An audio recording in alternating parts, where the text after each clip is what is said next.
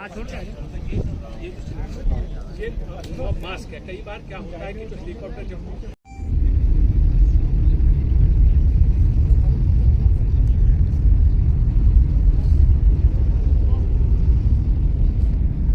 सिक्किम में एक बार फिर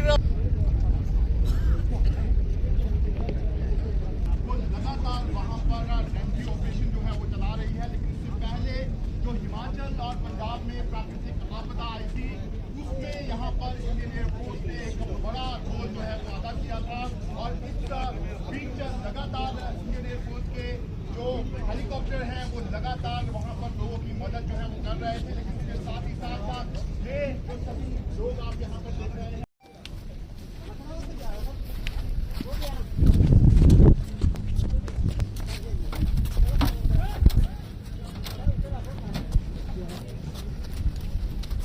सर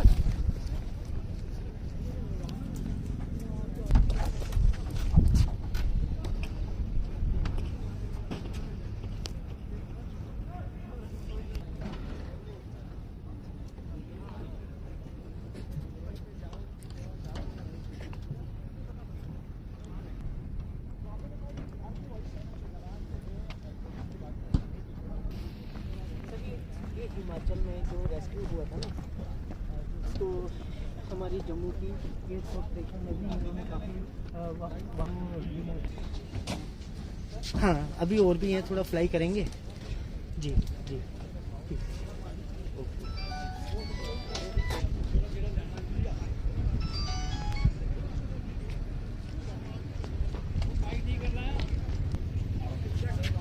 कंपनी करवाइए अपन थोड़े पीछे लाइट मारा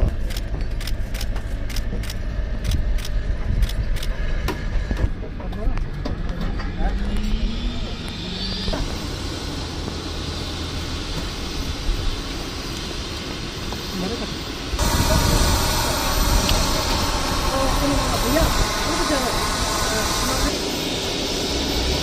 आप पीछे आइए।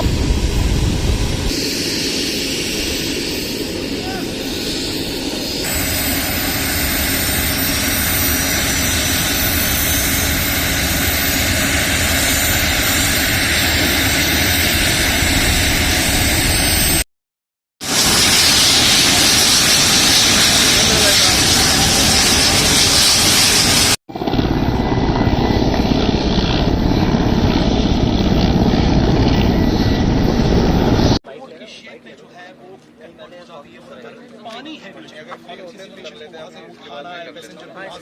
या वहाँ पर हमें फ्लोट करना है तो वो एक बोट की शेप में जो है वो निर्धारण करेगी और उस समय जो है फ्लोट किया जाता है और उस वक्त जो है रेस्क्यू ऑपरेशन चलाया जाता है। रेस्क्यू ऑपरेशन के लिए जो है अहम रोल रहता है एयरफोर्स का, हेलीकॉप्टर्स की मदद की जाती है।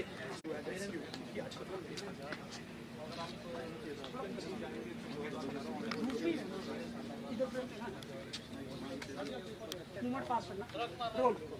बाढ़ बारिश के खतरे से निपटने के लिए भारतीय वायुसेना हम आपको दिखा रहे हैं। ये भारतीय सेना का MI-17 भारतीय वायुसेना यही हेलीकॉप्टर एक लेके आ रहा है सिक्किम के इलाके में भी, जहां राहत कार्य के लिए हमारे ये बहादुर लगे हुए हैं, क्योंकि ये ऑरेंज वर्दी जब वो देखते हैं या वो ऑरेंज वर्दी जब देखते हैं, क्योंकि ये जान जोखिम में डालते हैं। आप देखिए हेलीकॉप्टर लैंड करने की जगह नहीं है, हवा में हेलीकॉप्टर उड़ रहा है, रस्सी के जरिए नीचे उतरे, कुछ भी हो सकता है। लेकिन सबसे बड़ी चीज है कि ये जो भरोसा, ये विश्व में जहाँ पे पूरी तरह से जो इलाके थे कट चुके थे, क्योंकि लैंडस्लाइड की वजह से पूरी रोड रात को बिजली नहीं होती, कुछ नजर नहीं आता। केवल 3 बार तो इन्होंने रात को भी ऑपरेशन किया, क्योंकि यही वजह चाहे उत्तराखंड यही एक 2 मिनट हिमाचल और पंजाब में प्राकृतिक आपदा आई थी, उसके बाद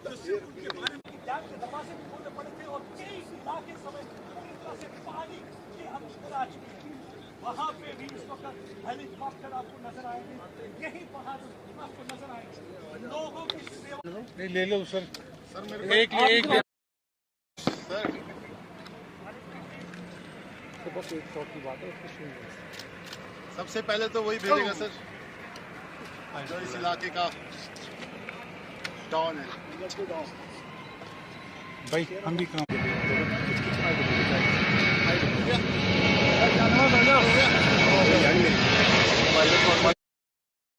you all on behalf of our 91st Air Force anniversary. This demonstration in coordination with Civil Administration, Indian Army and all the sister services is always forthcoming as IAF is with all the HADR operations, disaster relief, and for today's brief we will be giving you an outlook of our remotely piloted aircraft operations and its role in intelligence, surveillance and reconnaissance operations. Okay. Recently we had carried out HADR operations in Himachal Pradesh. Okay. CEO of Helicopter 130 unit is with us. He himself was involved in it. You can ask questions on HADR operations and RP operations. So I give you all the free hand to shoot your questions. Thank you. In Himachal Pradesh was conducted in 2 phases by the unit.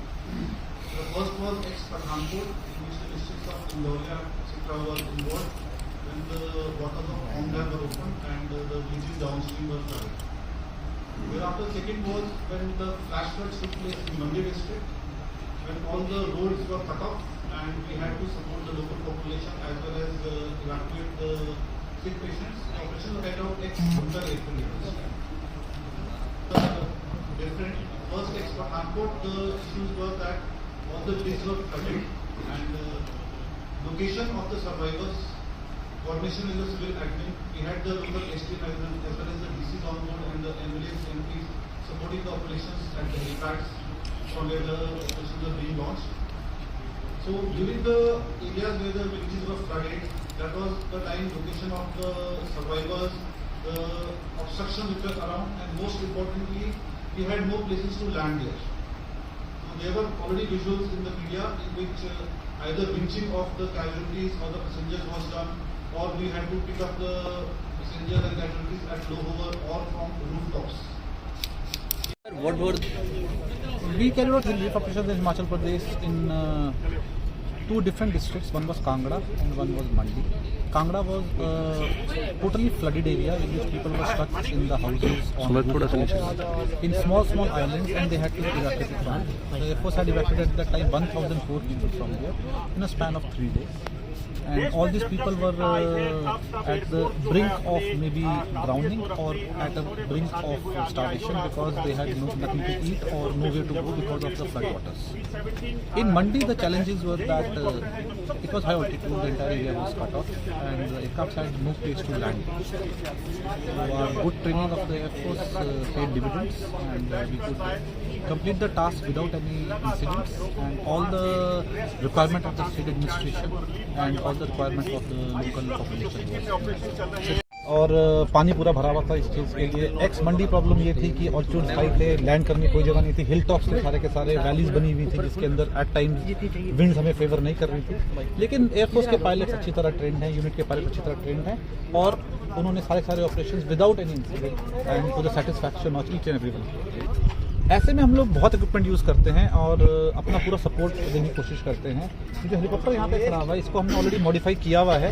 अंदर देखेंगे अंदर stretchers वगैरह लगे हुए हैं, इसके अंदर कोई लाइंग पेशेंट्स वगैरह है, हम लोग इमीडिएटली इसके अंदर डाल सकते हैं। अगर आप लेफ्ट साइड के ऊपर देखेंगे इसमें विंच लगा हुआ है जिसके अंदर हम इंडिविजुअल पर्सन को हार्नेस पे बांध कर ऊपर खींच सकते हैं। यहाँ पर आपका क्रेडल लगा हुआ है कि अगर कोई ऐसा पर्सन है जो फिजिकली चैलेंज्ड है तो वो क्रेडल के अंदर बैठकर हम लोगों ने पठानकोट सेक्टर के अंदर और मंडी सेक्टर के अंदर 3 दिन की बच्ची से लेकर 90 साल की लेडी तक सबका रेस्क्यू किया था। तब उन लोगों को हेलीकॉप्टर के अंदर लेकर आना अलग से चैलेंज हो जाता है। उसके बाद वापस उनको लेकर आते थे हेलीपैड्स के। जो ऑक्सीजन हम लोग फिजिकली कैरी करते हैं, हेलीकॉप्टर में अपने आप तो नहीं होता है, बट बॉटल्स के अंदर कैरी किया जाता है। अगर किसी की रिक्वायरमेंट होगी तो हम डेफिनेटली उसको यूज़ करेंगे।